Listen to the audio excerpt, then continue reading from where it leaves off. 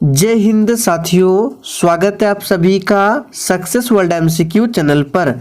तो दोस्तों, आज की इस वीडियो में बिहार पुलिस कांस्टेबल की नई भर्ती के लिए दृष्टि आईएएस बुक से मॉडल प्रैक्टिस सेट नंबर 10 को कवर करेंगे। तो जल्दी से आप सभी लाइव में जुड़ जाइए। सभी को गुड इवनिंग, गुड इवनिंग। तो दोस्तों, आज के सेशन का पहला प्रश्न है, विधानसभा अध्यक्ष का चुनाव किसके द्वारा किया जाता है। बहुत ही बेहतरीन और शानदार प्रश्न है।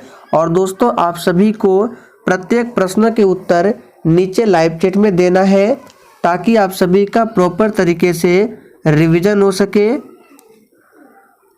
तो दोस्तों, पहले प्रश्न का आंसर जो ये बच्चे सी ऑप्शन को दिए हैं, आपका बिल्कुल सही जवाब है। विधानसभा अध्यक्ष का चुनाव विधानसभा के सदस्यों द्वारा होता है।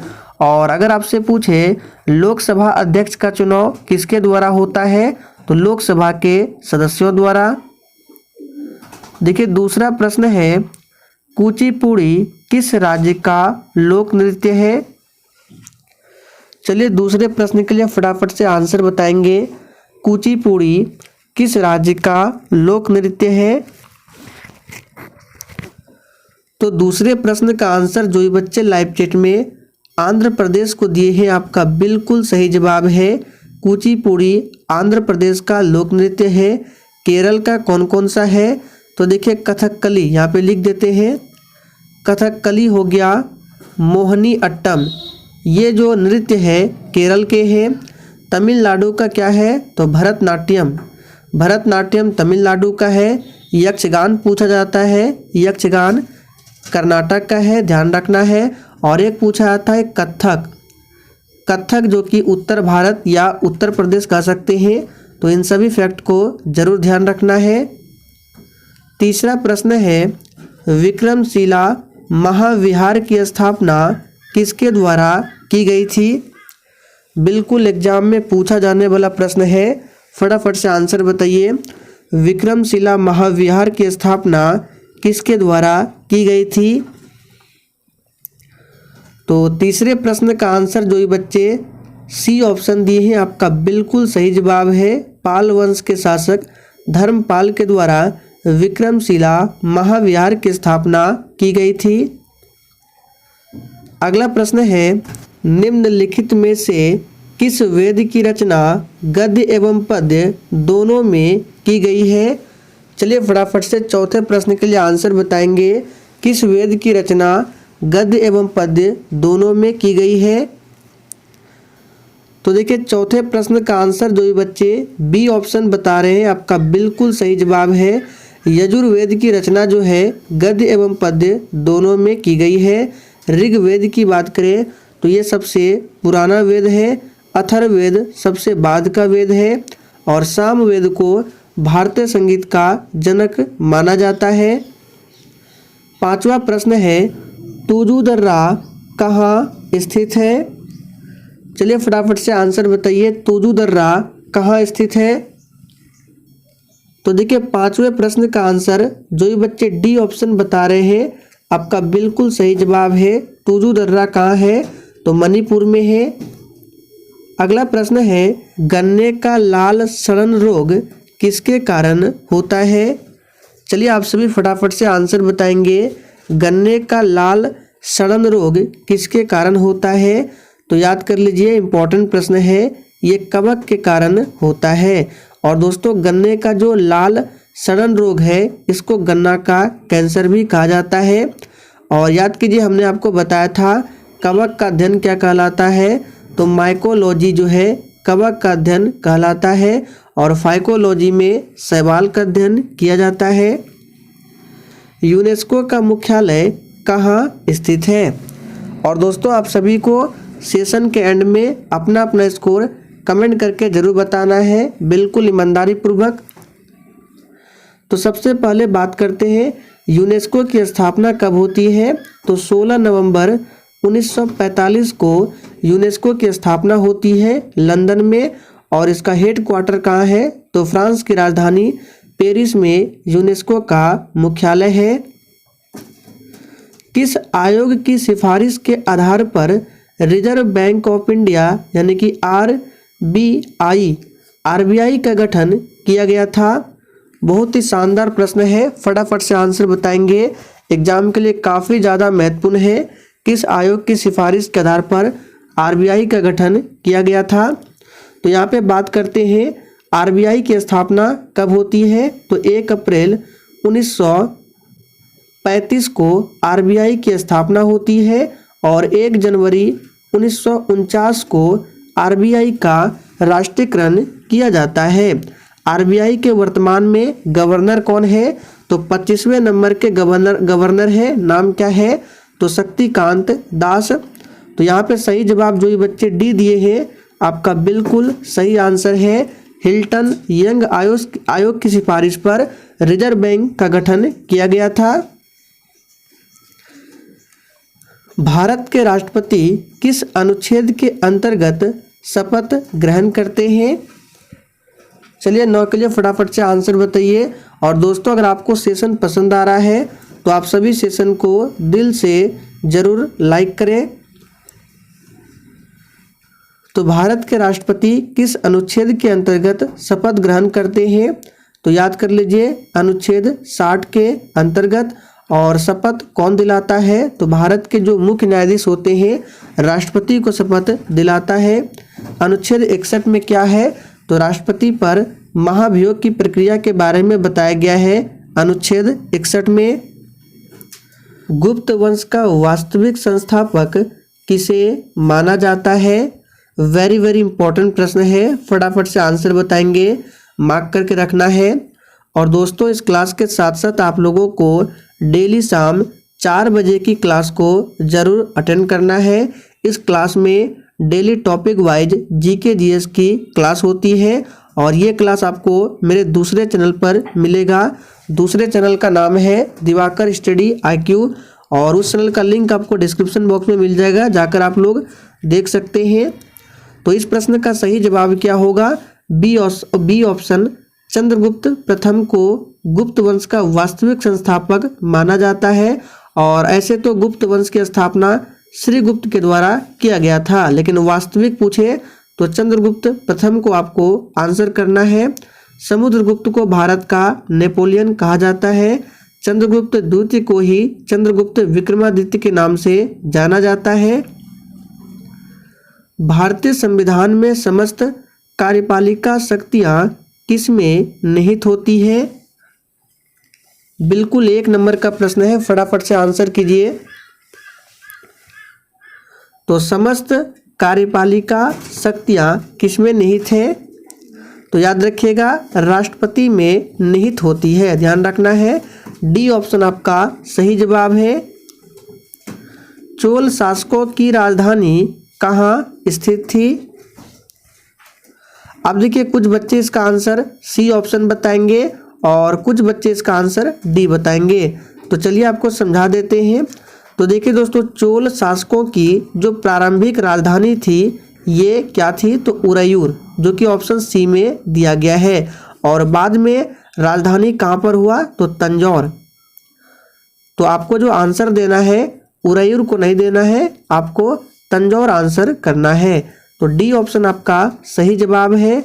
और मदुरै की बात करें तो पांड्य शासकों की राजधानी थी। किस रक्त समूह में कोई भी एंटीबॉडी नहीं पाई जाती है? और आपको क्वेश्चंस के लेवल को देखकर भी पता चल गया होगा, सारे प्रश्न मैं आपके लिए इंपॉर्टेंट लेकर आया हूं। तो 13वें प्रश्न का सही जवाब है सी AB रक्त समूह में कोई भी एंटीबॉडी नहीं होती है।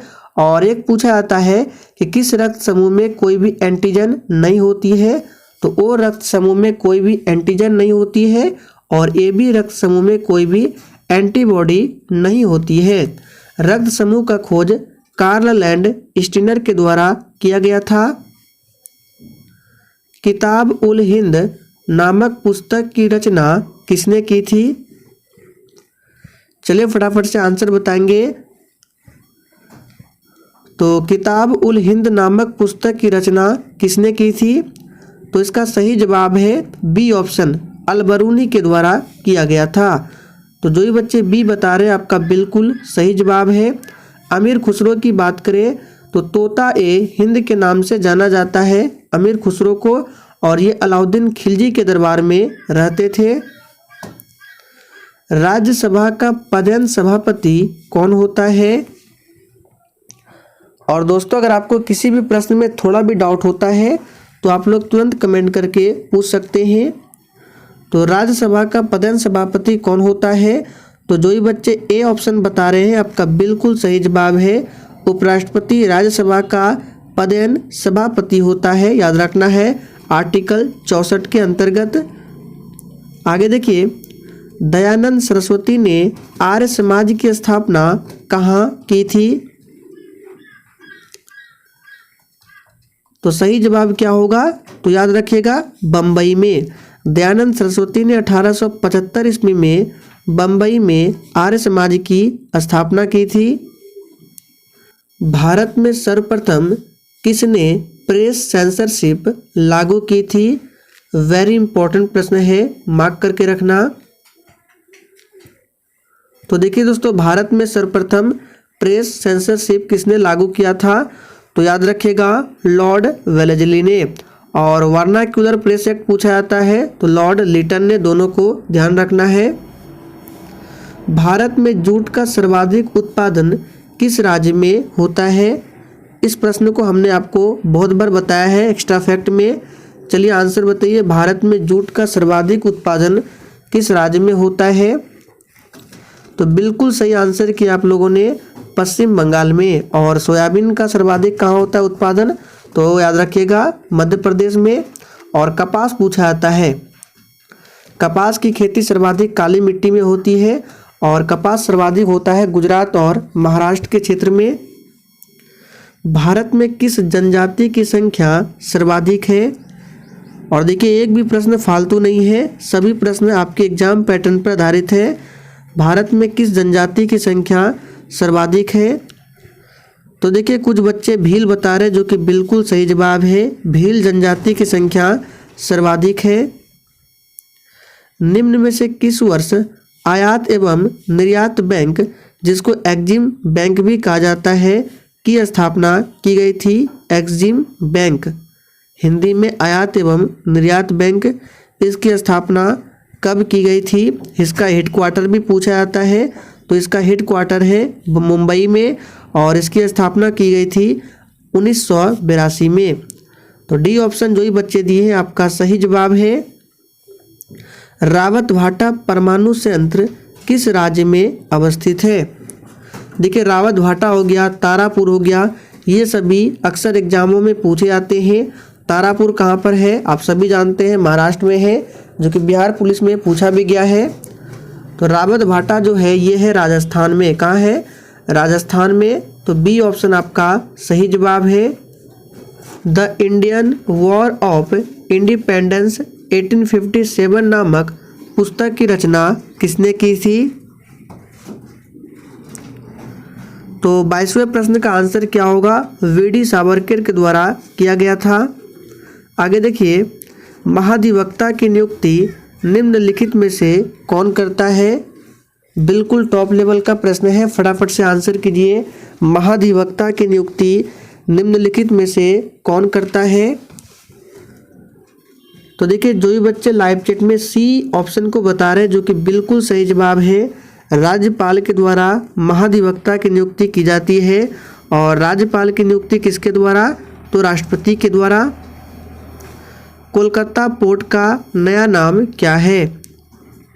देखिए कोलकाता जो है पश्चिम बंगाल की राजधानी है, जो कि हुगली नदी के किनारे बसा हुआ है।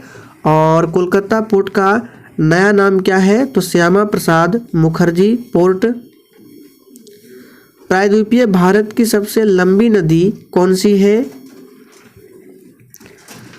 ऐसे भारत की सबसे लंबी नदी है गंगा नदी। कुल लंबाई की बात करें तो 2525 किलोमीटर गंगा नदी की कुल लंबाई है। लेकिन प्रायद्वीपीय भारत की सबसे लंबी नदी पूछे तो ये गोदावरी है। तो सी ऑप्शन आपका बिल्कुल सही जवाब है। गोदावरी को वृद्ध गंगा के नाम से जाना जाता है। पिच ब्लेंड किस धातु का अयस्क होता है? और दोस्तों जितने भी लोग सेशन को वॉच कर रहे हैं सभी लोगों ने अभी तक सेशन को लाइक नहीं किया है। तो देखिए अगर आपको सेशन थोड़ा भी पसंद आता है तो प्लीज़ आप सभी सेशन को दिल से ज़रूर लाइक किया करें। तो पिच ब्लेंड किस धातु का अयस्क होता है? तो ये यूरेनियम का होता है। किसका होता है? यूरेनियम का। लॉरेंज वक्र विधि द्वारा किसकी गणना की जाती है?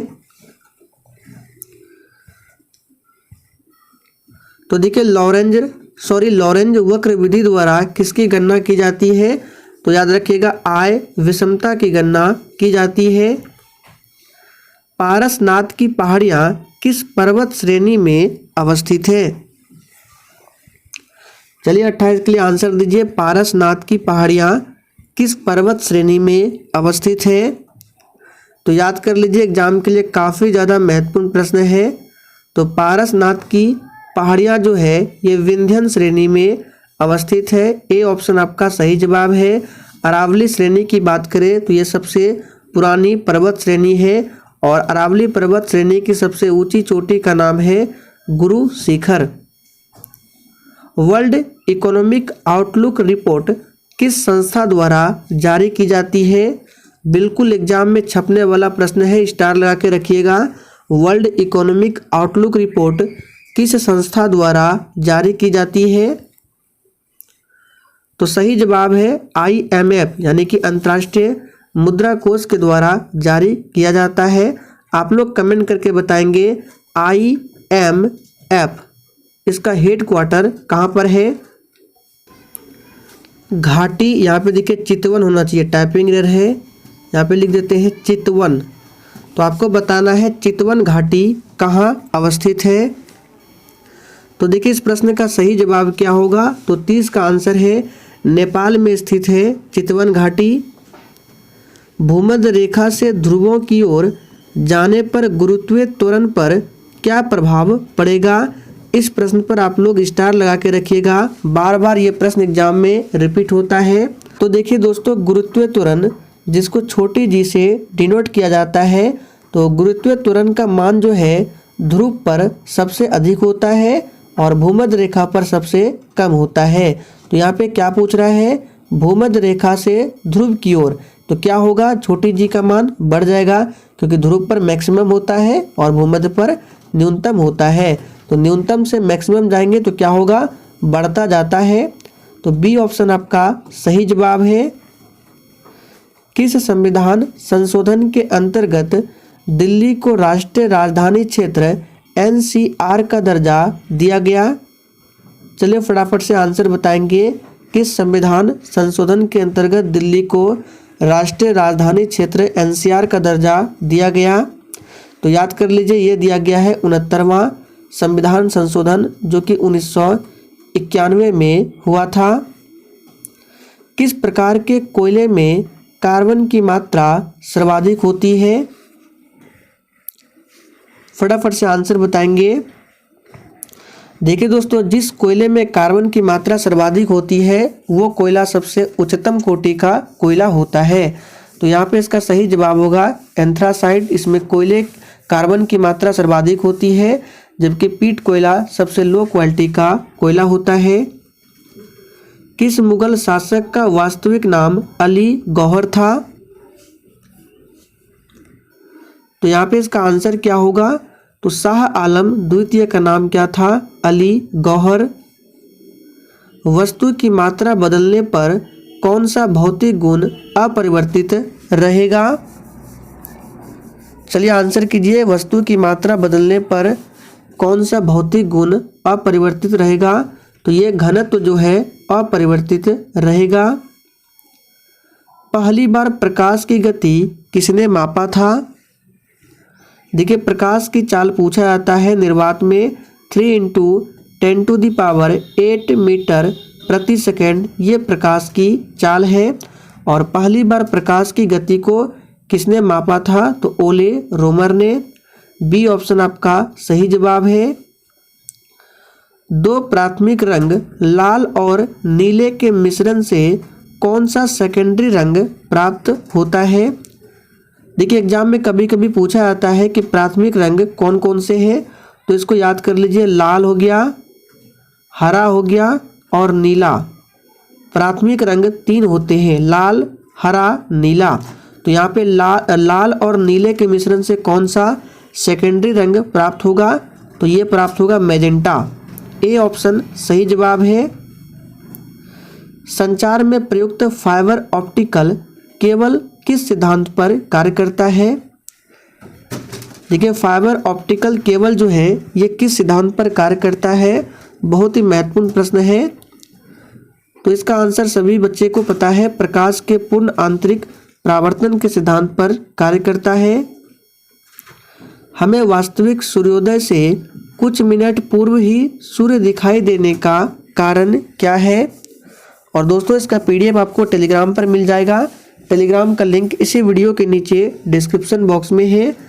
तो यहाँ पे सही जवाब क्या होगा? तो बहुत बच्चे बी ऑप्शन दिए हैं, जो कि बिल्कुल सही जवाब है, प्रकाश के अपवर्तन पर कार्य करता है। ऑक्सीजन एक ऐसी अभिक्रिया है जिसमें क्या होता है? यहाँ पे 39 नंबर में, हाँ जी बिल्कुल, प्रकाश के अपवर्तन के कारण ऐसा दिखाई देता है, याद रखिएगा। तो यहाँ पे बताएंगे ऑक्सीजन एक ऐसी अभिक्रिया है जिसमें क्या होगा? तो इसमें देखिए हाइड्रोजन का त्याग होता है, ऑक्सीजन का संयोग होता है, यहाँ पे संयोग होगा, और विद्युत धनात्मक समूह के अनुपात में वृद्धि होती है। तो सही जवाब है डी ऑप्शन। तो दोस्तों, आज के लिए इतना ही। अगर आपको सेशन थोड़ा भी पसंद आया हो तो सभी लोग सेशन को अधिक से अधिक जरूर शेयर करेंगे।